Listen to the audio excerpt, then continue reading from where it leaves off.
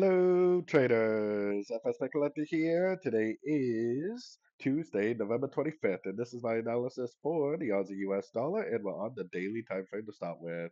So on the daily time frame, I mean, we got a little bit of a push up right here. This is definitely very clearly a pretty strong area of support in the past, so it definitely could be a strong area of support right now.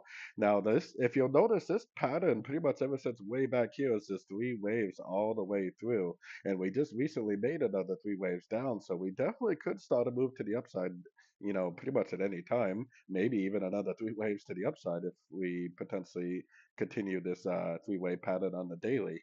Now, going down to the 1 hour time frame, we cannot deny that the trend is still down, and for me, the trend will be down until we break the 4 hour time frame structure right here. So anything we see to the upside, we need to keep in mind could potentially just be a pullback within a downtrend. Now, I have my Fibonacci retracement from here to here because it looks like it potentially is forming maybe some sort of a pullback within the move up. And if the move up really does go up and break structure, that should give us much more confidence to start looking for longs on these sort of time frames because that would be a turn on the daily time frame potentially.